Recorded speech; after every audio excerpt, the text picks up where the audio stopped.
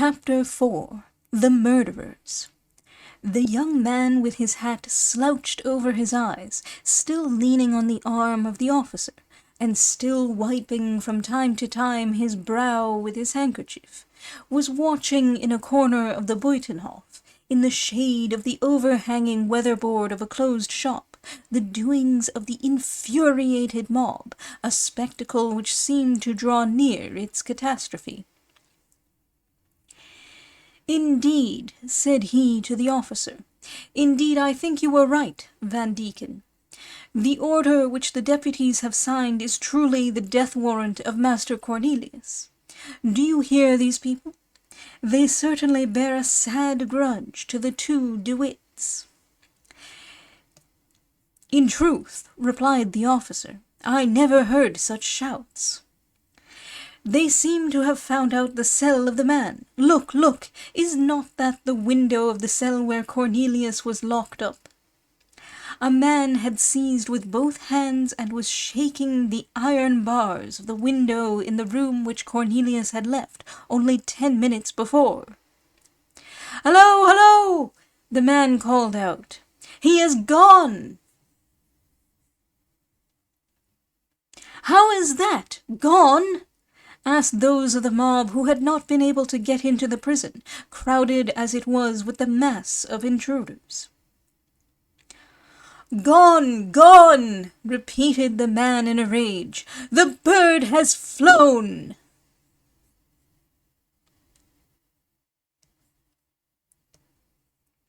"'What does this man say?' asked His Highness, growing quite pale. "'Oh, Monseigneur, he says a thing which would be very fortunate if it should turn out true.' "'Certainly it would be fortunate if it were true,' said the young man. "'Unfortunately it cannot be.' "'However, look!' said the officer. And indeed some more faces, furious and contorted with rage, showed themselves at the windows, crying, 'Escaped! Gone! They have helped them off!' And the people in the street repeated, with fearful imprecations, 'Escaped! Gone! After them, and catch them!' "'Monseigneur, it seems that Mynheer Cornelius has really escaped,' said the officer. "'Yes, from prison perhaps, but not from the town. You will see, Van Deken, that the poor fellow will find the gate closed against him which he hoped to find open. Has an order been given to close the town gates, Monseigneur?' "'No, at least I do not think so. Who could have given such an order?' "'Indeed, but what makes your Highness suppose?' "'There are fatalities,' Monseigneur replied in an offhand manner, "and the greatest men have sometimes fallen victims to such fatalities.' At these words the officer felt his blood run cold, as somehow or other he was convinced that the prisoner was lost. At this moment the roar of the multitude broke forth like thunder, for it was now quite certain that Cornelius de Witt was no longer in the prison. Cornelius and John, after driving along the pond, had taken the main street, which leads to the Tolhek, giving directions to the coachman to slacken his pace in order not to excite any suspicion. But when, on having proceeded halfway down that street, the man felt that he had left the prison and death behind, and before him there was life and liberty, he neglected every precaution, and set his horses off at a gallop. All at once he stopped. "'What is the matter?' asked John, putting his head out of the coach window. "'Oh, my masters!' cried the coachman. 'It is—' Terror choked the voice of the honest fellow. "'Well, say what you have to say,' urged the Grand Pensionary. "'The gate is closed, that's what it is.' "'How is this? It is not usual to close the gate by day.' "'Just look.' John DeWitt leaned out of the window, and indeed saw that the man was right. "Never mind, but drive on," said John. "I have with me the order for the commutation of the punishment. The gatekeeper will let us through." The carriage moved along, but it was evident that the driver was no longer urging his horses with the same degree of confidence. Moreover, as John DeWitt put his head out of the carriage window, he was seen and recognized by a brewer, who, being behind his companions, was just shutting his door in all haste to join them at the Buitenhof. He uttered a cry of surprise, and ran after 2 other men before him, whom he overtook about 100 yards farther on, and told them what he had seen. The 3 men then stopped, looking after the carriage, being, however, not yet quite sure as to whom it contained. The carriage in the meanwhile arrived at the Tolhek. "Open!" cried the coachman. "Open!" echoed the gatekeeper from the threshold of his lodge. "It's all very well to say open, but what am I to do with? What am I to do it with?" "With the key, to be sure," said the coachman. "With the key, oh yes, but if you have not got it?" "How is that? Have not you got the key?" asked the coachman. "No, I haven't." "What has become of it?" "Well, they have taken it from me." "Who?" "Someone, I dare say, who had a mind that no one should leave the town." "My good man," said the Grand Pensionary, putting out his head from the window and risking all for gaining all. "My good man, it is for me, John DeWitt, and for my brother Cornelius, who I am taking away into exile." "Oh, mine Herr DeWitt, I am indeed very much grieved," said the gatekeeper, rushing towards the carriage. "But upon my sacred word, the key has been taken from me." "When?" "This morning." "By whom?" "By a pale and thin young man of about 22. "And wherefore did you give it up to him?" "Because he showed me an order, signed and sealed." "By whom?" "By the gentleman of the town hall." "Well then," said Cornelius calmly, "our doom seems to be fixed. Do you know whether the same precaution has been taken at the other gates? I do not." "Now then," said John to the coachman, "God commands man to do all that is in his power to preserve his life. Go and drive to another gate."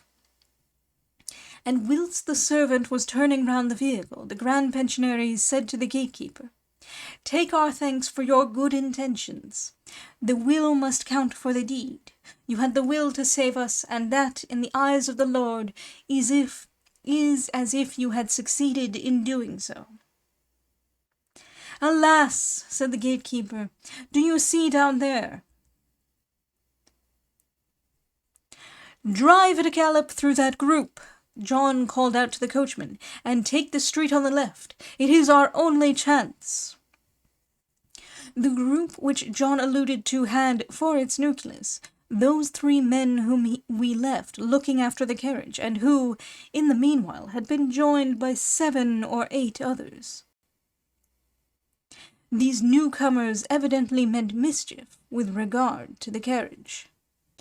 When they saw the horses galloping down upon them, they placed themselves across the street, brandishing cudgels in their hands and calling out, "Stop! Stop!" The coachman, on his side, lashed his horses into increased speed until the coach and the men encountered. The brothers DeWitt, enclosed within the body of the carriage, were not able to see anything, but they felt a severe shock, occasioned by the rearing of the horses. The whole vehicle for a moment shook and stopped, but immediately after, passing over something round and elastic, which seemed to be the body of a prostrate man, set off again amidst a volley of the fiercest oaths. "Alas," said Cornelius, "I am afraid we have hurt someone." "Gallop! Gallop!" called John. But notwithstanding this order, the coachman suddenly came to a stop. "Now then, what is the matter again?" asked John. "Look there," said the coachman. John looked. The whole mass of the populace from the Buitenhof appeared at the extremity of the street along which the carriage was to proceed, and its stream moved roaring and rapid, as if lashed on by a hurricane. "Stop and get off," said John to the coachman. "It is useless to go any farther. We are lost." "Here they are! Here they are!" 500 voices were crying at the same time. "Yes, here they are, the traitors, the murderers, the assassins," answered the men who were running after the carriage to the people who were coming to meet it. The former carried in their arms the bruised body of one of their companions, who, trying to seize the reins of the horses, had been trodden down by them. This was the object over which the two brothers had felt their carriage pass. The coachman stopped, but however strongly his master urged him, he refused to get off and save himself. In an instant the carriage was hemmed in between those who followed and those who met it. It rose above the mass of moving heads like a floating island, but in another instant it came to a dead stop. A blacksmith had with his hammer struck down one of the horses, which fell in the traces. At this moment the shutter of a window opened, and disclosed the sallow face and the dark eyes of the young man, who with intense interest watched the scene which was preparing. Behind him appeared the head of the officer, almost as pale as himself. "Good heavens, Monseigneur, what is going on here?" whispered the officer. "Something very terrible, to a certainty," replied the other. "Don't you see, Monseigneur? They are dragging the Grand Pensionary from the carriage. They strike him. They tear him to pieces." "Indeed, these people must certainly be prompted by a most violent indignation," said the young man, with the same impassible tone which he had preserved all along. "And here is Cornelius, whom they now likewise drag out of the carriage. Cornelius, who is already quite broken and mangled by the torture. Only look, look!" Indeed, it is Cornelius, and no mistake.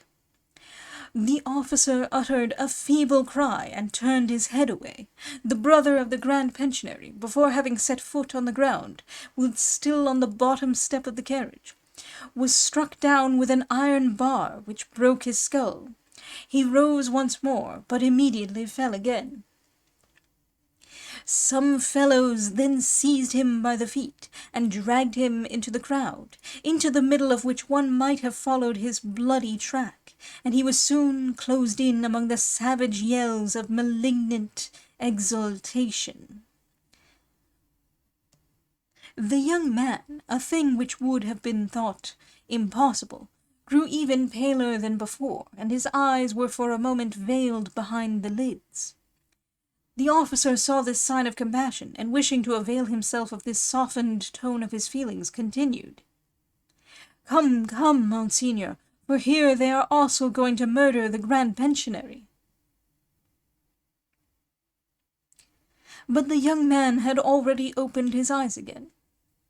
"To be sure," he said, "these people are really implacable. It does no one good to offend them." "Monseigneur," said the officer, "may not one save this poor man who has been your Highness's instructor? If there be any means, name it, and if I should perish in the attempt—" William of Orange, for he it was, knit his brows in a very forbidding manner, restrained the glance of gloomy malice which glistened in his half-closed eye, and answered, "Captain Van Deken, I request you to go and look after my troops, that they may be armed for any emergency." "But am I to leave your Highness here, alone, in the presence of all these murderers?" "Go, and don't you trouble yourself about me more than I do myself," the prince gruffly replied. The officer started off with a speed which was much less owing to his sense of military obedience than to his pleasure at being relieved from the necessity of witnessing the shocking spectacle of the murder of the other brother. He had scarcely left the room when John, who, with an almost superhuman effort, had reached the stone steps of a house nearly opposite that where his former pupil concealed himself, began to stagger under the blows which were inflicted on him from all sides, calling out, "My brother! Where is my brother?" One of the ruffians knocked off his hat with a blow of his clenched fist. Another showed to him his bloody hands, where this fellow had ripped open Cornelius and disemboweled him, and was now hastening to the spot in order not to lose the opportunity of serving the Grand Pensionary in the same manner, whilst they were dragging the dead body of Cornelius to the gibbet. John uttered a cry of agony and grief, and put one of his hands before his eyes. "Oh, you close your eyes, do you?" said one of the soldiers of the burgher guard. "Well, I shall open them for you." And saying this, he stabbed him with his pike in the face, and the blood spurted forth. "My brother!" cried John de Witt, trying to see through the stream of blood which blinded him what had become of Cornelius. "My brother! My brother!" "Go and run after him!" bellowed another murderer, putting his musket to his temples and pulling the trigger, but the gun did not go off. The fellow then turned his musket round, and, taking it by the barrel with both hands, struck John de Witt down with the butt end. John staggered and fell down at his feet, but raising himself with a last effort, he once more called out, "My brother!" with a voice so full of anguish that the young man opposite closed the shutter. There remained little more to see. A third murderer fired a pistol with the muzzle to his face, and this time the shot took effect, blowing out his brains. John de Witt fell to rise no more. On this, every one of the miscreants, emboldened by his fall, wanted to fire his gun at him, or strike him with blows of the sledgehammer, or stab him with a knife or swords. Every one wanted to draw a drop of blood from the fallen hero and tear off a shred from his garments. And after having mangled and torn and completely stripped the two brothers, the mob dragged their naked and bloody bodies to an extemporized gibbet, where amateur executioners hung them up by the feet. Then came the most dastardly scoundrels of all, who, not having dared to strike the living flesh, cut the dead in pieces, and then went about the town selling small slices of the bodies of John and Cornelius at 10 sous apiece. We cannot take upon ourselves to say whether, through the almost imperceptible chink of the shutter, the young man witnessed the conclusion of this shocking scene. But at the very moment when they were hanging the two martyrs on the gibbet, he passed through the terrible mob, which was too much absorbed in the task, so grateful to its taste, to take any notice of him, and thus he reached unobserved the Tolhek, which was still closed. "Ah, sir," said the gatekeeper, "do you bring me the key?" "Yes, my man, here it is." "It is most unfortunate that you did not bring me that key only 1/4 of an hour sooner," said the gatekeeper with a sigh. "And why that?" asked the other. "Because I might have opened the gate to Mynheers de Witt, whereas, finding the gate locked, they were obliged to retrace their steps." "Gate! Gate!" cried a voice which seemed to be that of a man in a hurry. The prince, turning round, observed Captain Van Deken. "Is that you, Captain?" he said. "You are not yet out of the Hague? This is executing my orders very slowly." "Monseigneur," replied the captain, "this is the 3rd gate at which I have presented myself. The other 2 were closed." "Well, this good man will open this one for you. Do it, my friend." The last words were addressed to the gatekeeper, who stood quite thunderstruck on hearing Captain Van Deken addressing by the title of Monseigneur this pale young man, to whom he himself had spoken in such a familiar way. As it were to make up for his fault, he hastened to open the gate, which swung creaking on its hinges. "Will Monsignor avail himself of my horse?" asked the captain. "I thank you, captain. I shall use my own steed, which is waiting for me close at hand." And taking from his pocket a golden whistle, such as was generally used at that time for summoning the servants, he sounded it with a shrill and prolonged call, on which an equerry on horseback speedily made his appearance, leading another horse by the bridle. William, without touching the stirrup, vaulted into the saddle of the led horse, and, setting his spurs into its flanks, started off for the Leyden road.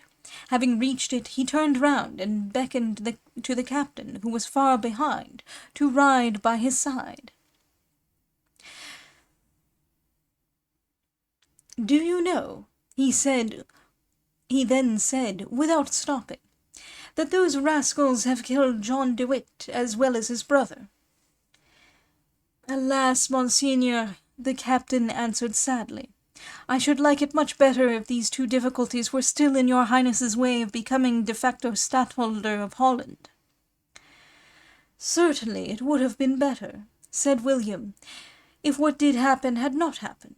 But it cannot be helped now, and we have had nothing to do with it. Let us push on, captain, that we may arrive at Alphen before the message which the States General are sure to send to me to the camp." The captain bowed, allowed the prince to ride ahead, and for the remainder of the journey kept the same respectful distance as he had done before his Highness called him to his side. "How I should wish," William of Orange malignantly muttered to himself with a dark frown, and setting the spurs to his horse, "to see the figure which Louis will cut when he is apprised of the manner in which his dear friends De Witt have been served. O thou son, as truly as I am called William the Silent, thou son, thou hadst best look to thy rays." And the young prince, the relentless rival of the great king, sped away upon his fiery steed, this future stadtholder, who had been but the day before very uncertainly established in his new power, but for whom the burghers of the Hague had built a staircase with the bodies of John and Cornelius, two princes as noble as he in the eyes of God and man.